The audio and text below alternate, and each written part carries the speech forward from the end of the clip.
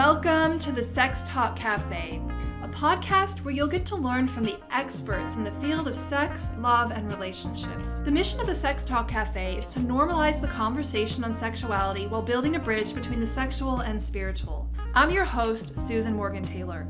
I'm a holistic sex therapist, intuitive coach, and specialist in women's sexuality and feminine spirituality. I'm the founder and CEO of the Pathway to Pleasure Collective, where I help women and couples around the world restore intimacy, save their relationship, and get back to love without feeling like they have to sacrifice themselves just to keep their partner happy.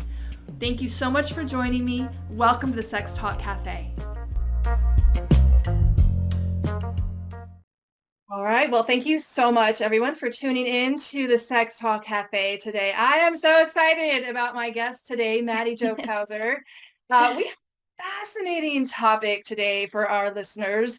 The topic today is about purity culture and sex. And can we use those two words in the same sentence? I'm so thrilled to have you today, Mattie Jo, because I really feel like this is an issue that shows up a lot, actually, believe it or not, in my practice as I work with women and couples, the religious programming and the sort of like the subtle ways that shame and not so subtle ways that just the shame just weaves in there. And religion can really do a number on people, and especially the purity culture aspect. So I'm really excited to have you here today and just so looking forward to our juicy conversation on this awesome topic. Before we dive in kind of to, the juicy details, I would love for you just to share with our listeners a little bit about you, what you're about, and just kind of give us the overview of who you are and all the cool stuff we're going to touch on today. Yeah, so as you mentioned, my name is Mattie Jo Cowsert. I am a self-proclaimed actor, author, shameless oversharer. So I was a pastor's kid, born and raised in rural Missouri, and proud purity ring wearer. I come from a faith where it wasn't just forced upon me. It was truly something that was really important to me. I took it very seriously. It was, very personal to me. Until I moved to New York City to become an actor, and then my entire identity imploded thanks to Tinder and my Jewish roommate. So all of my secular world experiences just sort of culminated to force me to, question, reinvent, and reconcile my religious identity and my sexual identity, all within the container of living with and working for the 1%. So thus, in 2015, all of these weird life experiences that I was having, I decided to write about on the internet in a blog entitled God, Sex, and Rich People. And people are like, how'd you come up with that title? I'm like, it was literally just a summary of my life. I didn't think too hard about it, but with the passing of marriage equality, I decided to share in my first blog post called God and the Gays about how the LGBTQ community was sort of the catalyst for me questioning what I had been taught about following Jesus, right?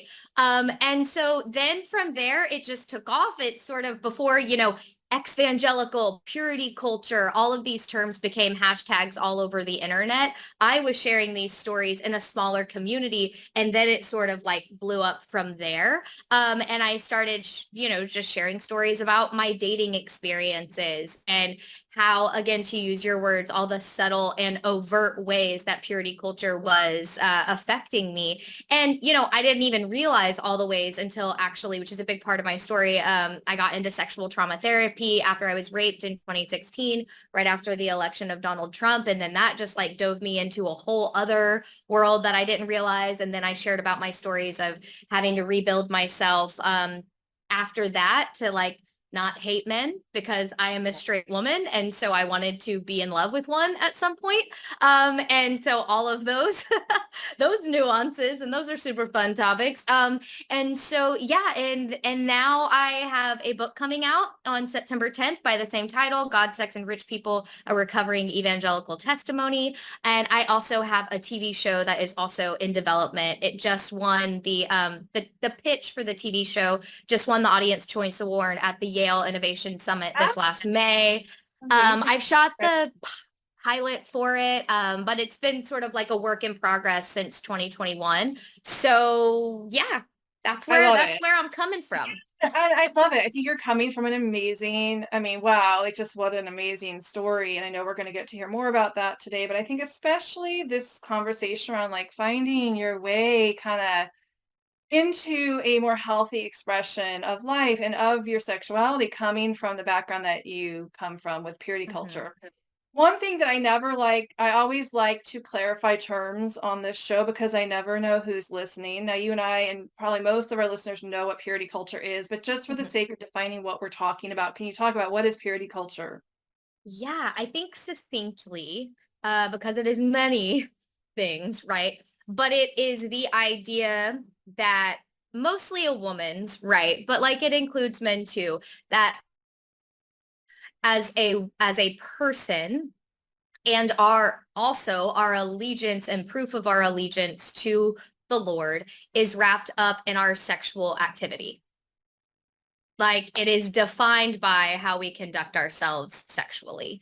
And, the stipulations are no sex until marriage, but no penetrative sex until marriage, right? No, because it's also very heavy in traditional gender roles. So purity culture is very heavy traditional gender roles. So it's only ever, sex is only ever talked about within a man and a wife. Anything else is sinful and doesn't count. So they don't even talk about it. And then, but there are extremes. Like, I learned that if you even have a sexual thought before you're married, that you are sinning. So masturbation is a sin, right? Oh. To which I would like, be the snarky one in youth group and be like, but what if I'm imagining myself getting like fucked in a wedding dress? Then is it a sin? Um, you know, um, so we love a workaround. Yeah. But yeah, I mean, and it was like anything, like any sort of, I mean, there were people I knew who were not kissing until their wedding days. And that wasn't like, these hill people on these TLC shows. These were like my friends in college, And so it was very it seem extreme when you're living in it, but once you leave, you're like, whoa. Yeah. Yeah, which we're going to definitely get to that in just a minute. But before we get to that, so the purity culture is kind of the idea that you're kind of married to Jesus before you're married to your husband. Is this right? And there's rings, these purity rings. Rings. Right. The rings. So I was told with my ring, which is so ick, um, that the purity ring was a representation that I belong to my father and to my father in heaven until I am married, at which case we will exchange that ring for my wedding ring and then I belong to my husband. And even saying that out loud, I'm like, how did no one around us think this was problematic? But at the time, I was like, that's so beautiful. you You know? really cherished it. Yeah, yeah. And also like with the caveat, and we can get to this at some point too, to say like my dad and my mom are amazing people, right? Like they actually have been incredible through this whole journey with me. Like they're very in support of everything I'm saying. They agree with a lot of it because they've had their own growth journey as well. But at the time, they were just teaching us what they thought was best for us. My mom grew up in the height of the 70s in high school where everything was drugs and sex and very unsafe. And she didn't want us to repeat her offenses, I Sure. guess. And so she was teaching us what she thought was best, which is sex is best practice when you feel emotionally and physically safe, but that only can happen within the confines of marriage, right? Which now she would backpedal that, but at the time she didn't. Sure. And so here you are living in rural Missouri. Which part of Missouri, by the way? I'm from Missouri. Oh, no way. Yeah. Branson, baby. Oh, shut up. I went to summer camp in Branson. Where Canacoma. Kanakuk, Canacoma. you you I know get it, it. girl. I get it. That's all you had to Yeah, say. That's all you that's had to say. extreme. Yeah, and I was not Mhm. raised in purity culture, but that camp is probably the closest I've ever come. So Well, then you went right to the epicenter, baby.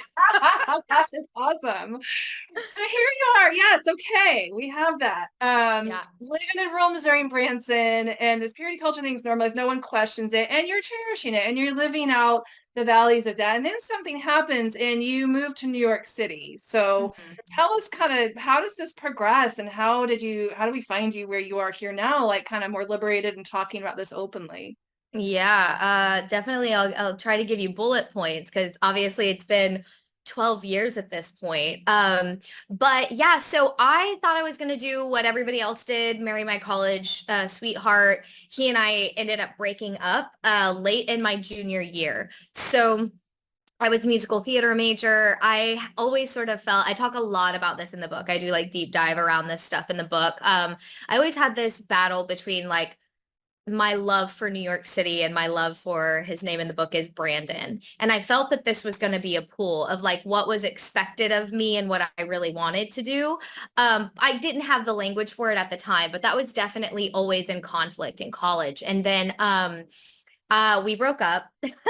And so I was like, oh, well, I guess I just have to throw myself into this dream of moving to New York City. Like I don't have a marriage out anymore. So I did.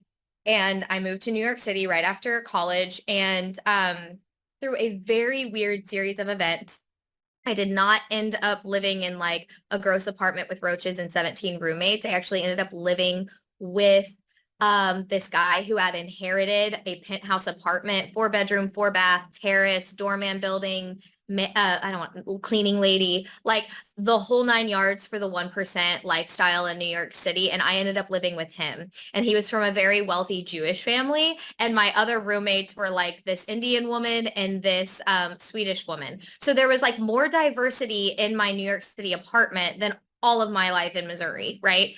And sort of just by accident, like I have a book or a chapter in my book called Baptism by Tinder Flame. And it's like I went on these dates and I was taking my evangelical preset of like what it's like to date intentionally, date to marry. And it was Yeah. going embarrassingly bad.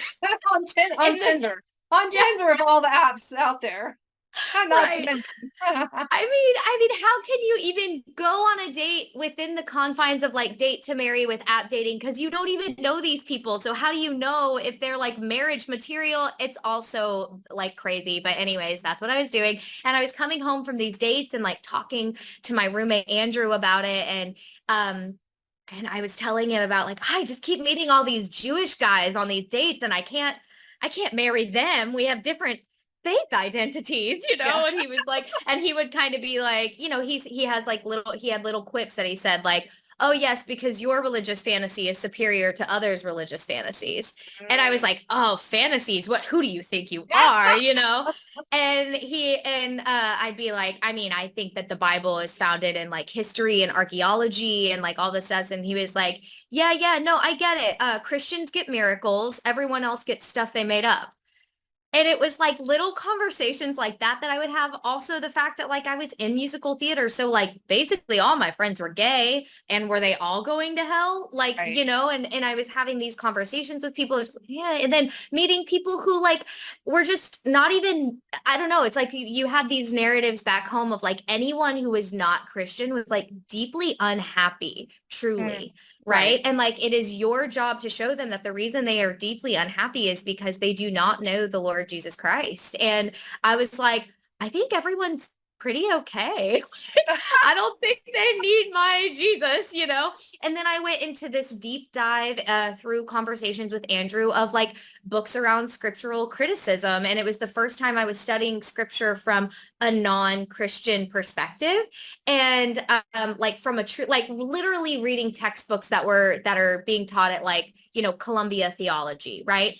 My mind is blown. I felt like, not that I had been lied to, I felt like I had been lied to, but like a lot of information was withheld. And then I would like get in conversations with my dad and be like, Dad, you're a pastor. If you know all this shit, why are you not telling this to your congregations? So I went through like the grief cycle of like losing my faith and not having that identity anymore. And like at a time when there was not language for it. So I felt very isolated in that. And then I just pendulum swung. And so I just like did everything, which we can also talk about. I mean, the sexual stuff I did in those early years, super unsafe. Like, but I Mm. had no education. I had Right. no understanding of like, what does it feel like to be connected to my nervous system? What do I even want sexually? I didn't know any of that. All I knew is that I needed to make up for lost time. So Right. I was having a lot, I say in the book, like I wanted to have sex in the abstract, but when it came down to it, I didn't really want to. And there was a lot of like dissociation that was going on and putting myself in harmful situations. And so then it lands, I go through this sort of like overhaul in 2016 of like self-help journey, right? And I fall in love for the first time and I have that whole thing. And through a lot of that, I really healed a lot of the narratives that I was living by, sort of broke down, how I felt like my whole life was a system of reward and punishment. And for the first time in my life, I felt like I had a say in my life. But Wow. then, right as I thought like everything was getting better, Donald Trump gets elected, I get raped.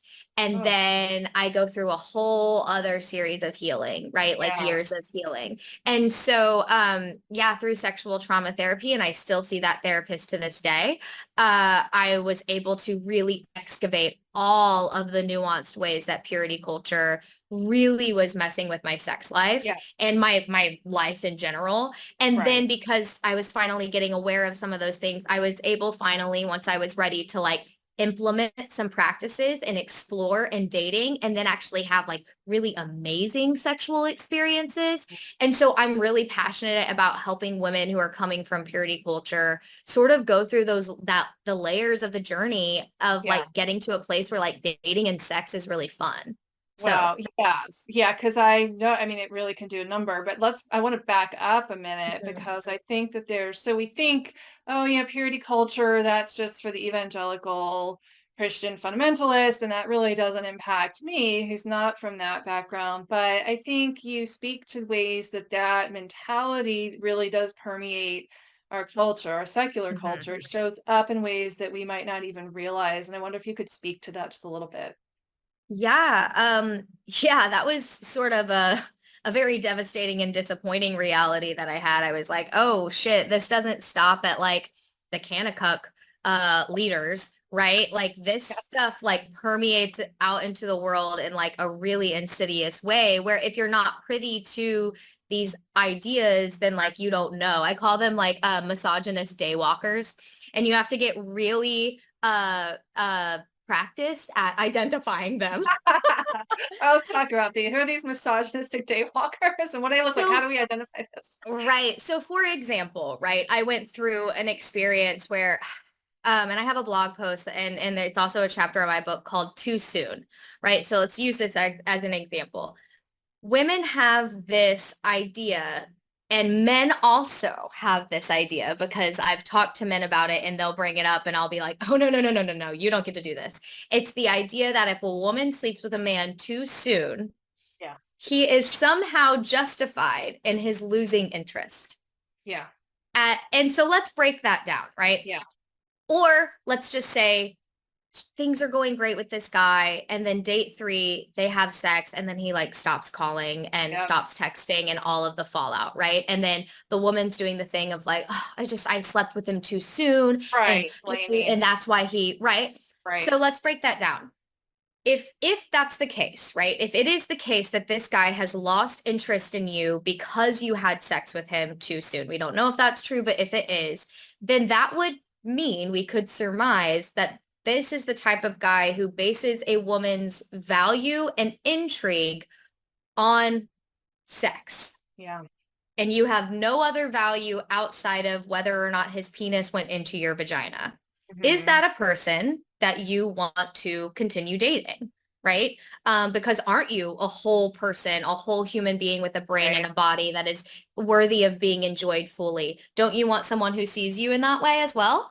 So there's that. There's also the fact that like he is shaming you for Yeah. an activity he also Yeah. participated I'm in. so with you on this.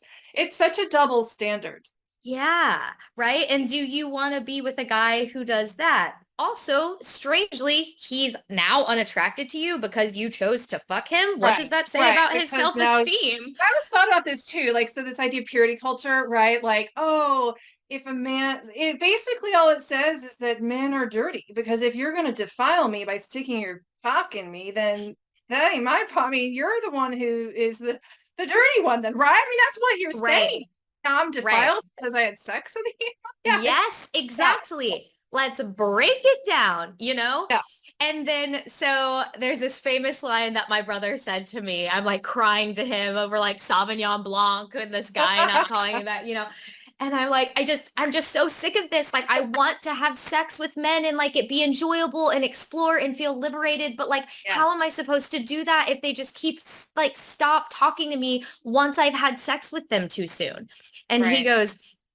he goes, Mattie, that guy didn't stop being interested because you had sex with him. He was never interested to begin with. Probably true. And Yeah, I it's was kind of like, thing, but fuck you, but also go on. yeah. And he was like, so the only too soon here is that you don't like that. Let's like, and here's another thing, because we are not given these skills. We have a Right. situation here where this whole scenario is watered down to, I gave it up too soon, instead Right. of looking at the full picture, which is like, okay, I don't like how it feels for a guy that I thought things were going well with to stop talking to me once we have sex. Therefore, what I need to do is give this a long enough amount of time to see what Mhm. his level of interest actually is in Yeah. me as a person.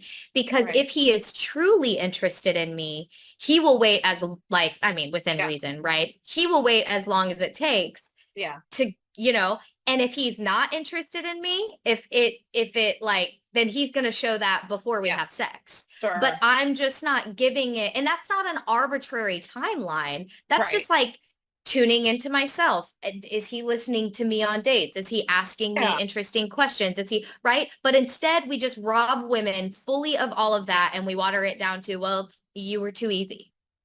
Right. And it's so socially acceptable for that to Hmm. happen, right? It's like, Yeah. oh, well, you're just supposed to lean back and be in your Hmm. feminine and not worry that you just got ghosted by, right? But I think the more interesting part of this conversation is this piece you're speaking to, of you recognizing your own needs. Like, what do I Hmm. need? What do I require from this dating experience? And how do I take care of myself inside of that? So you just change the Hmm. narrative on it. And I Hmm. fully agree with that, and I love that. I think that that's really what it's about, is what am I looking for? What do I need? And what do I need in order to vet this other person, so that I can take care of me, right? Because we Hmm. don't really know where someone else stands. And I do think there's a lot to be said for giving that connection some time to kind of play out and sort of see Hmm. what's really here.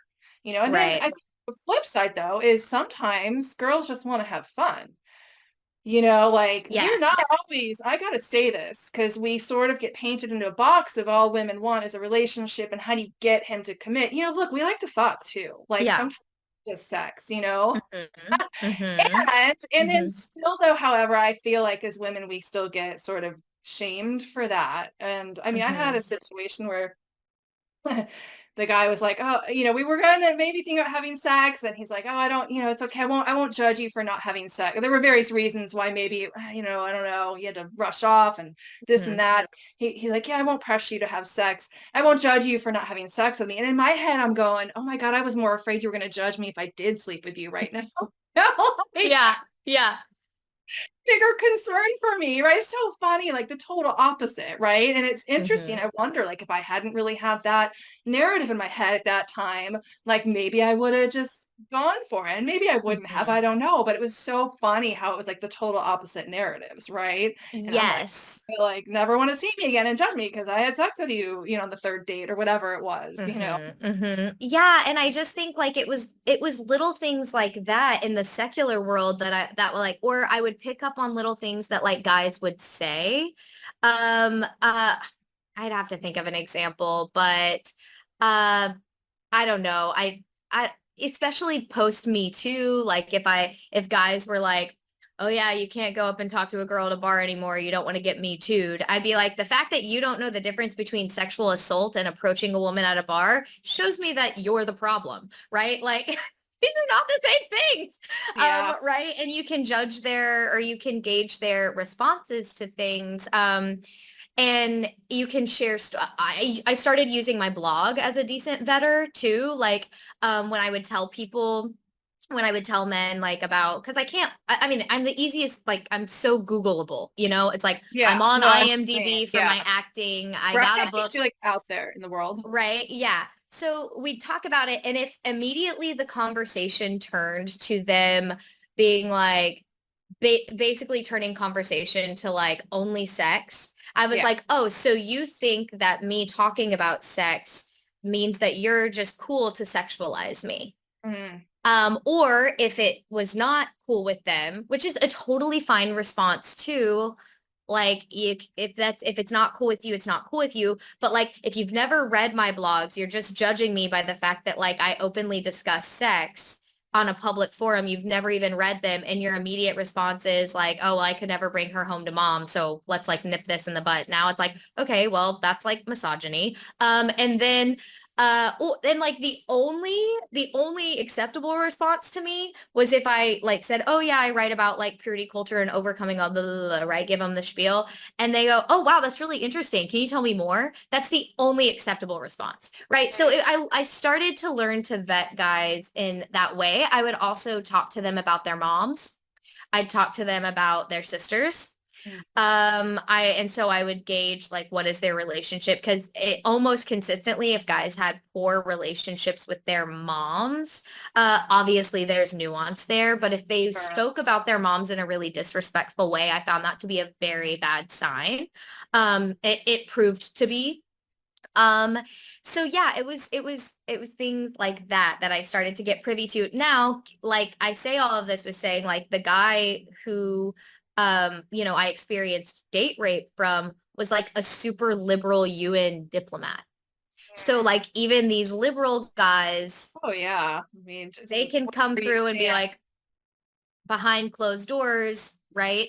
Yeah. And it was other things, like if we're talking about, sexual assault, and they say things like, well, is alcohol involved? And granted, that's a whole other conversation too. That's very nuanced, but it's like, yeah, but like when I get too drunk, I want to eat Taco Bell and go to sleep without washing my face. I don't want to rape a person.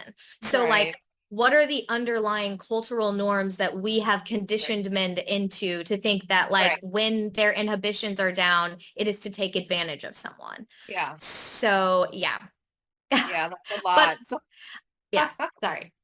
no, that's great. I mean, it's like a whole other podcast series on just on that Right. piece alone. I want to bring it back to the purity culture Mhm. piece, and I wonder if you can share a little bit about there's people listening out there that can really relate to your story that are still really trapped in the negative shame spiral that I think purity Mhm. culture can really put on everybody, but women in particular. And I really would love to know about like what would you say to people listening who maybe haven't been able to take that step? How do people find their way into a healthier relationship with their bodies and with sexuality? That's a great question. Well, I mean, you can read my blog. I do have a lot of resources there, and I feel like just by telling story, there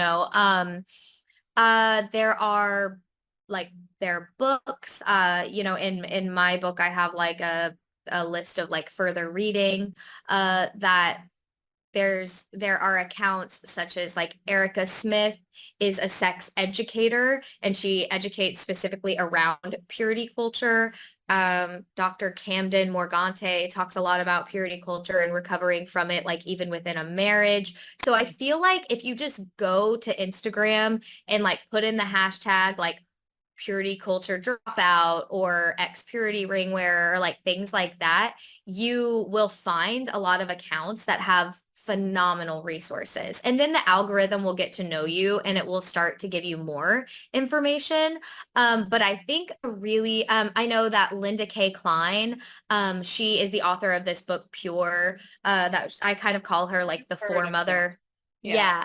I call her the foremother of purity culture literature, because she was sort of like, she pioneered it. And it took her forever to get her book published because it was just before its time.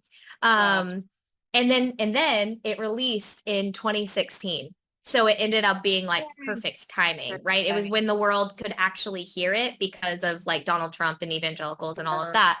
Um, so that's a great book, but she also provides coaching for purity culture trauma healing. There are purity culture healing support groups. I mean, obviously people like you are an amazing resource, because so much of the process is getting in touch with your body and Yeah. actually knowing like what is my nervous system telling me? Because Yeah. all of our conditioning as in purity culture is and religion is to like dismiss our bodies and our Right. minds, that Right. that's evil, right? Like don't listen to them. Yeah. So it's like relearning all of that. And then look, I know therapy is inaccessible. I was lucky enough that I actually got my therapist through Planned Parenthood, through like a social worker and like a nonprofit they were connected to. So I got him for free initially. I do pay for him now. But like, you know, I think there are so many more practitioners now that are privy to purity culture and religious Yeah. trauma, and they weren't when I was seeking it. And Yeah. you know, So it's much more better now. available. I know one Yeah. thing I've run into around this, and if you feel comfortable getting personal, Hmm. please, but don't feel obligated to like respond to this. But Hmm. one thing that I've seen where people really struggle is they still, when they think of God, they think of the church. And so there's sort of this Hmm. conflation of God equals the church. And the church has told them all these bad things, you know, your body is bad, sex is a sin, to the extent they can't even enjoy sex within the marriage. They don't know how their Yeah. bodies work, how to even find pleasure. And they feel bad if they do get pleasure, even though they're now married. You Hmm. know, it's a shit show in a lot of ways. But one of the things that I found is part of that process of expanding and healing some of those negative influences has to do with repatterning your relationship with God. That Hmm. God doesn't have to no longer has to equal the church. We have to unwind the idea that what the church is God, right? This overseer Hmm. that implements rules and dogma and shame. That God can be, you can have a brand new relationship with God, and maybe you need to call God something different for a little while, or maybe not, Hmm. but actually like pulling those two things apart and really creating a new relationship of who is God to me? What do I want my relationship with God to be? What's the new rules that I'm going to Hmm. play by? What's the new story I'm going to live by? Who is God for me and in my life? So I'm kind of curious if that was like a process that you went through, or if you have seen others kind of get stuck there or find their way out of that, just kind of around that piece. Yeah, so I mentioned in sort of my not so bullet pointy journey that I did this like self-help overhaul that happened, and like I was feeling so much better. That was a big part of that. When I was doing it was like over a period of time, but like it started, I would say I started to redefine who God was in my life when I started doing the scriptural criticism research, Okay. because I was like, which I think is a very important part of Yeah. the like sort of deconstruction process, because you need to see for yourself that this version of Jesus that we were given is like the tiniest Yeah. little bastardized Western version of him. It Yep. is not fact. And it Yeah. was taught to us as if it was capital A, capital T, absolute truth. And Yeah. it's not. It just isn't. Like, and if you read enough books, you will find that. I mean, even the canonized version of the New Testament, right? It's like when the Council of Nicaea came together, you had all these people who were like, well, some people think that Jesus was fully spirit, the Gnostics. Some Yeah. people think he was fully man. Some people think he was both. You know what? Let's slap them all together and call it the Holy Spirit. Okay, now that we're all on the same page, let's go ahead and only select books Yeah. that are in full support of Right. that view of Jesus. And that's why certain Gnostics didn't make it Yes. into the canon. That's why, you know, and if you can Oh, go back even that, right? Or even look at the fact that like the Catholic canon is different from the Protestant canon. mhm. Who's got the absolute truth? The first Right. people or the people who came later? Like, you Yeah. know, it's like you can start breaking those things down. You know, Bart Ehrman has a ton of amazing books that break down a lot of this. He's a scriptural criticism expert. Okay. Um, yeah, and so I think like that for me was the beginning of liberation, of being like, oh, I don't have to buy into this The packaged one, version. like, right, like the one thing you were told. So I actually have Right. my background in the academic study of religion. Lo and behold, that's my bachelor's undergraduate studies. It's Love a world it. religion, comparative religion. So I can totally geek out on all this stuff. And So, same. um, yeah, and I in a nutshell, what you're saying is that to have a different perspective other than what you're just taught at Sunday school can really open your eyes. And Mhm. at the end of the day, I don't know. I do think there are fundamental truths that exist, Mhm. but it's also relative in how we relate to it and how we perceive and how, right? Like it's not Mhm. independent of the co-creation of our belief system and how we perceive the world. Those Mhm. things can change as our Mhm. perception changes. What's true can also change. Though Mhm. I do think there's certain universal laws, for example, right? Like Totally. gravity, at least is a law here on Earth. Yeah. Um, Mhm. yeah. So right. So what you're saying for you, just it kind of really helped like open your mind that there's other narratives, and the Mhm. reasons that those stories got passed on are probably not the reasons you were taught in Sunday school. I mean, if anybody Right. listening to the Geek Out Councils of Nicaea, I mean, it was Emperor Constantine wanted to create a religion to A unify world the religion. empire. It was a way to Yes. it was a political move, basically Totally. move, and that has not left today. I mean, look at Mhm. what we see in Mhm. our political leaders, like using religion as a 100%. way to try to further the political agenda. So anyway, that again, we're going to have to do Yeah. part 2 of this and go down the Yes, rabbit we hole, absolutely but should. go Yeah. back And to then it the yeah. original question of like finding one's way out and sort of Mhm. reestablishing what God is for you in your Mhm. life, that it doesn't have to be related to sort of what you were spoon fed growing up in Mhm. purity culture.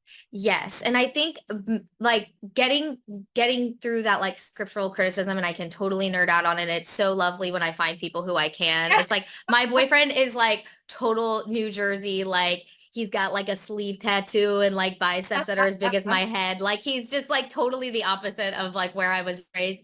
And whenever me and my like ex-evangelical friends get together, he's just like, I have no idea what you guys are talking about. But like scripture was such a big part of what we were raised with that now that we have this like reclamation of it, it's like we love to nerd out on it, right? Yeah. So there's like that. And then there was also once I felt like I didn't have to follow this very specific like way, then I eventually had to reconcile the fact that I actually was not a Christian, because I don't believe that Jesus is the Messiah who like came to die for our sins of humanity, and the only way to God is through him. I believe other things, but I don't believe that. I don't believe in hell.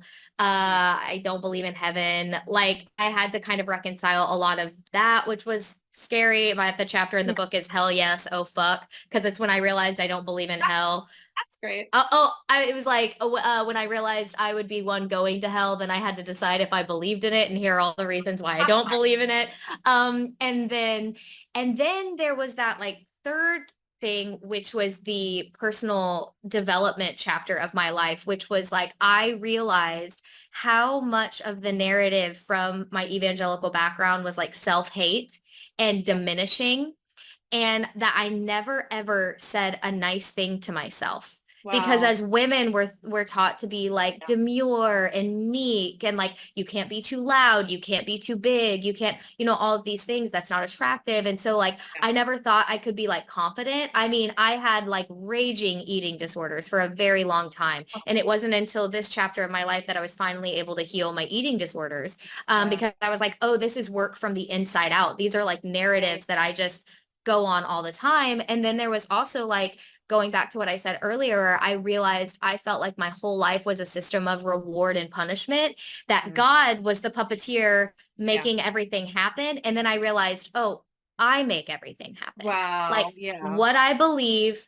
translates into how I act, which translates into action and things happening in my life. So I actually have a say in my life. Whereas before I didn't. I felt helpless. I felt like, Yeah. well, if I'm not a Christian and I'm not behaving in like these specific Oh, ways, then I'm going to be punished. And like, that's why I don't have any acting jobs. And that's why I don't have a boyfriend. And that's right. why I'm fat. Like literally that's what I thought.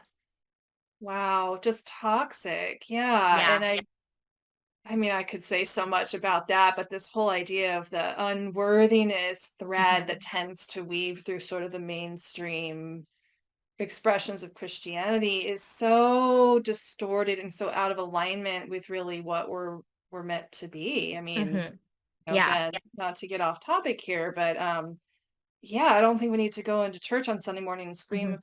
about I'm so unworthy. Like, I'm not singing this song. I'm not gonna sit there and Yeah. like talk about how unworthy I am. Like, fuck that. Like, no, like Yes. Yes. Like I am nothing without you. I am but rags or whatever. And I'm like, yeah, I just don't believe that that's true. Like I my don't. dad will still see, my dad is like one of the most amazing people on planet Earth. He affects the world in a positive way, whatever he's doing. And he'll still say things sometimes like, yeah, but I'm like nothing without like Jesus's influence in my life. And I'm like, Dad, that's just not true. Like you are a very amazing person. You Yeah, know, like this idea yeah. that being humble means to like Humility. Yeah, diminish, right. It you doesn't. know?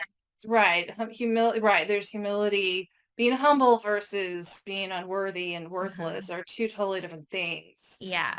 So I Um, think to like summarize like the God view, yeah, I had to realize that like I didn't have to be this very specific way.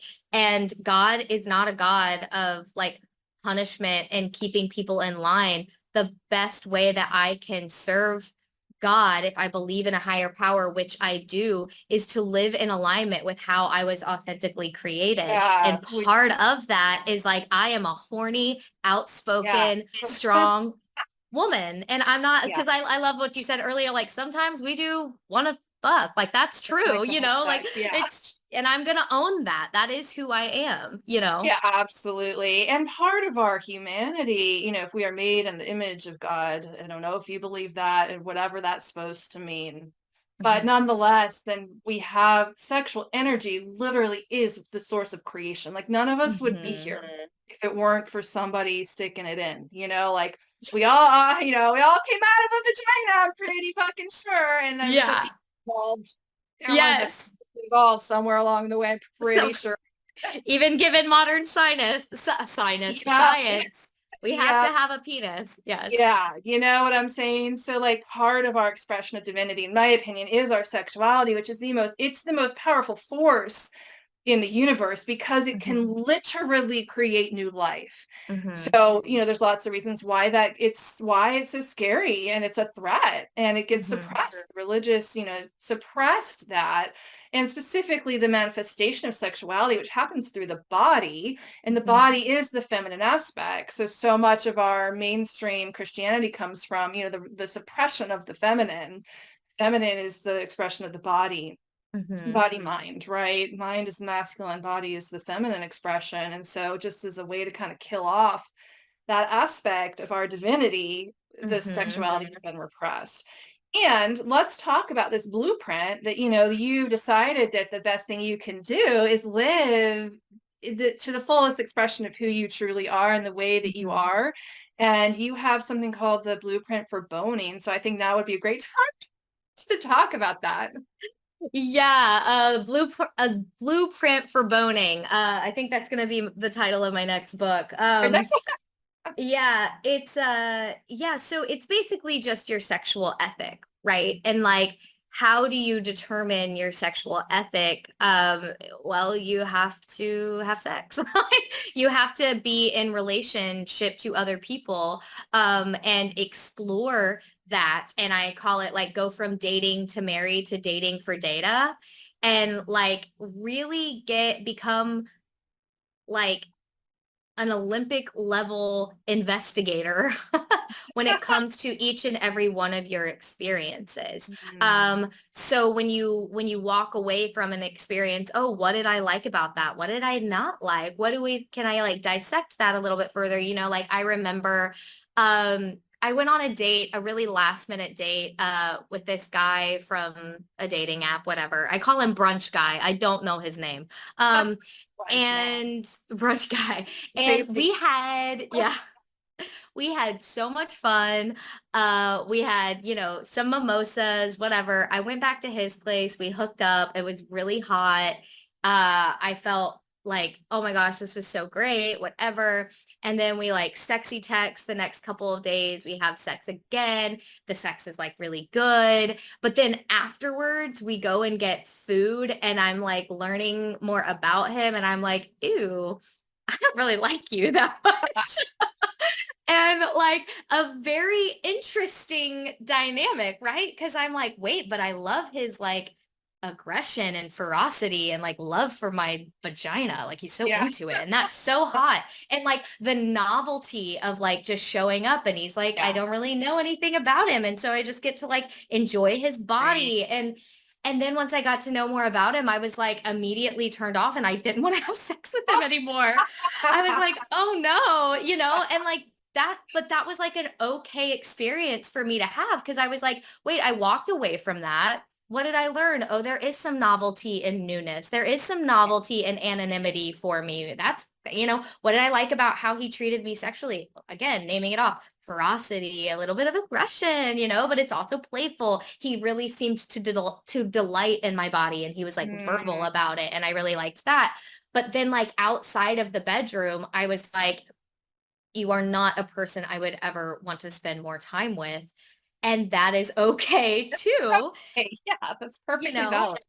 And then in other situations, like, just again, dissecting them, like, okay, at which point am I okay having sex with a person? And for me, what I figured out is like, I don't need them to be like, I don't need to know that we have like long-term potential.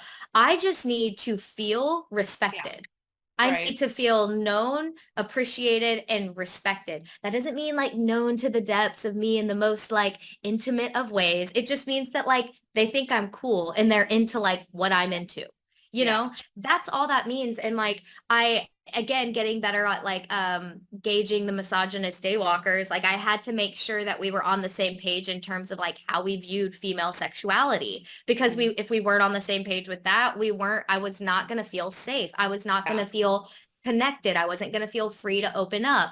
And so I mean, these are more like general, but this is sort of how, so the blueprint for boning isn't like, first you give him a blowjob and then he goes down on Oh, you and then right. you pull out the wand, it's like, no, it's more of like, what is your sexual ethic? When do you feel? And that's Right. able to change because I did Sure. get to a point right before I met Ken, where I was like, I've had a lot of really amazing experiences. And I'm just at the point now where like, I actually don't want to have sex with anyone unless they're going to be my Yeah. significant other. I'm just at Yeah. that point in my life, like that's what I'm looking for. And to be Sure. honest with myself about that. Yeah. But like I was listening to another one of your podcasts, about like men becoming like rock star lovers, Oh, which yeah. It's a good one. listeners, if you haven't listened, it's so good. I was like sending my partner bits and pieces of it, like such great conversation. And I think another part of the blueprint for boning for me was learning how to facilitate really great sex as a Mhm. feminine being. Mhm. Yeah, that can be Because a challenge for a lot of women. A lot of yes. And so figuring that out, like, how do I really tune in and gauge where this guy is and what he needs? So, like, for example, I had like really great sex after a date. And it was like I had been getting to know him. He was like my scene partner in my acting class. Ugh, cringe, I know, but it worked out. okay. And then the next morning we were, trying to have sex and we were in the shower and he just like couldn't make it happen. And I was like, okay, I'm not going to push this. And then later when we call it afterwards at the taco truck, we're getting food. And I was like, so do you want to like, not do you want to, I said, so I think we should talk about what happened this morning. And he kind of like, I was like, well, here's the thing. I am not intimate with people without having intimate conversations. And I Yeah. need to know what was going on with you so that I can show up and be a good partner for you.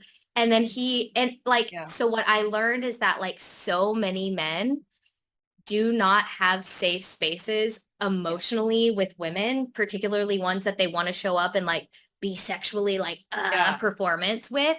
And if you Right. give them the space to like be vulnerable, they will the next time it will be amazing, like every Mm. time. So Yeah, it I was think things on like that that issue, it's too. a lot of how you, yeah, there's a whole other conversation. Hmm. Bring it up. And actually, Kevin and I might have talked. I think we did. We talked about that in Yeah. that How to Be a Rock Star Lover, Sex Talk Yeah. Cafe. I can't remember what episode number, but y'all can Yeah. find it. And I think, yeah, when what you're speaking to, this blueprint for boning is really what it comes down to, at least how I would articulate it from my Hmm. perspective, is really that we know that we know our needs. Because that has Mhm. been the case for me as well. There's been times where there's high emotions, and I know that if I have sex and you ghost me, that's going to be painful. So no, I have different Mhm. needs than I might if it's like, this is a tasty snack and I'm interested in just, let's just have Yeah. some fun, right? My needs might be different. The expectations are different. And I think what it really comes down to is that we know ourselves well enough to know what our needs are, which can be remarkably harder than it sounds, especially if you Mhm. come from, well, like many of us do just as women in general in our culture, but especially purity culture, of having to shut down your own desires to please Mhm. others, or just because they're wrong and you shouldn't have any and you've got to give your life over to something else. It can be Mhm. very challenging to actually learn how to do that and how to cultivate that. But what I will say is that that is a skill that can absolutely be learned. And really, as Mhm. you pointed out, Mattie Jo, is really the key to the pleasure and to having pleasure in a sexual encounter, much less in life in general. Yes. 100%. So what you're saying is like just so much a part of the evangelical experience is suffering. Like there is a pedestalization of suffering. So if you are the more you're suffering, like the more you are alignment with what Christ wants for you. And so if you're a woman who's like, dude, I love my life and I love to have sex and I'm really cool with like eating food that I like, you're like, Yeah, like that is the worst thing you you're could a be is a sinner. woman who's okay with her Yeah, pleasure. Yeah. Yeah, and this whole like self-deprivation, like it's not right. of me, it's for the Lord, right? Like it's just these narratives that every Yes, left single and right. That just really, yeah, it really Mhm. really can mess us up in sex, especially because sex is really about pleasure, enjoyment, expanding, opening, Mhm. embodying those things. And if you've been ingrained that that's bad and that you're unholy and you're sinning, should you Mhm. dare to enjoy, dare to Mhm. learn your body, dare to touch yourself, dare to, you know, actually have sex that's enjoyable, then it means all these bad things. And yes, a lot of Right. unlearning. Right. Right. Well, so we're getting near the end of our time together, but yeah, I think we need to do a part two at some point for sure. I And would love that. we'll dig in on some of these Yeah. other things that we couldn't go into in detail today. But before we wrap up, is there anything else that you feel is really important for our listeners to hear about, your main message here today about purity culture and Mhm. being sexually liberated and a healthy sexual woman? Yeah. I mean, I think that a big thing that a lot of women come to me with is like they want to explore themselves sexually, but they have a very hard time finding the way to do that and Yeah. like a partner that feels safe, a partner that feels consistent. Like I know I had that too. It's like, God, can I just like have sex with one person for like a year? That would be Right. really nice because there's only so much you can explore if you're True. only sleeping with people for like 2 to 3 months at a time. And I totally, totally get that. Um, and what I would say is, and this is again like the practice, what you're saying, like, right? It's a skill, it's a practice. But I think like say yes to things and just see where it goes. So like for example, I had sort of like the best sex of my life. I also wanted to say like and best sex of my life happened like during the pandemic and I think it's because I didn't have shit going on. Like I Yeah. think like I was able to Wow. relax, Yeah. you know? Actually show Um up for the event. Right, exactly. But also maybe also ironic because like we weren't supposed to be near each other. But anyway, I just come off of what I was sure would be like the best sex of my life. I would never get anything better. And I was like, I could say I was devastated because of like him when it ended. But really, I was very devastated I wasn't going to be able to continue having sex with him. And because we were seeing each other for like 3 months, whatever. And then I met this other guy like a year later. And, I'm at a place where like I feel like I'm ready for a relationship, whatever. And he pretty clearly after we have like great sex, of course, after the fact is like, look, I'm not open to a relationship. I just got divorced. This is the first time in my life I'm like exploring being on my own.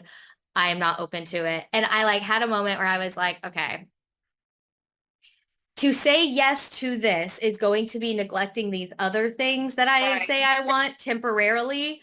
But like, he's offering Yes. consistent, really good exploratory sex. All right, I'm saying yes. And like Yeah. owning, and we went on to have like an amazing sexual relationship for over a year. And I'm Yeah. so glad that I said yes Yeah. to that experience. So like, but part of that was also tuning into where when it was no longer working for me because I did Sure. have feelings for him and I did want other Yep. things. But again, that's a practice in showing up for yourself and Yeah. being able to follow through with what you say you need, I right? love that. So I think like there's nuance in all of these things, and there's going to be all these narratives around like, well, you're settling if it's just a situationship. Oh, It's like, you know, sometimes situationships really serve a time and a need, and they like I think you do. should go for it, I've had some, yeah, I can relate to that. And you know? I love kind of what, yeah, not to stop you there, but we need to wrap up. I just want to Yeah. add one thing to what you're Mhm. offering. And I think it's brilliant because it's about sometimes it's a careful balance, but sometimes the checklists and the check boxes, like just fucking get rid of those. Like just be Mhm. open and some spaciousness and see what shows up. And Mhm. right, and the saying yes to that. I mean, as long as it aligns and like Mhm. Mhm. that was again myself. I had one of the best experiences I ever had was because I got rid of the check boxes. That person wouldn't Mhm. like fit into all my ideas. Right. Mhm. And we're sort of ingrained that too as women. Like you're supposed to want these certain things. And if they don't fit into that, then you could really miss out on a lot of really amazing people and amazing experiences by getting too Yes. in that. So I love that's great advice Yes. Yes. there. I'd love you to tell our listeners how they can find you and get in touch with you. Yeah, so follow me. I know it'll be in the show notes, but at in Instagram at Mattie Jo Cowsert, MattiJoCowsert. That's where I am the most. I'm also on Facebook, but like I'm mostly on Instagram. Go to my website. It's getting revamped right now, but like everything Mattie Jo is there. So like book, everything like that. My blogs. If you DM me on Instagram, I can send you like a reader starter packet so you don't get too lost in like because there's a lot of content there. And then subscribe to my blog, MattieJoCowsert.com. You can subscribe there. And of course, my book comes out September 10th. You can pre-order it. So I've been sharing like the pre-order links on my stories. And then, like I said, it's going to be on my website soon, but also DM me. I can also give you the link and you can put it in Yes. your show notes. So, Yes. or if you buy it on September 10th, that gives it like a really good boost for like bestsellers.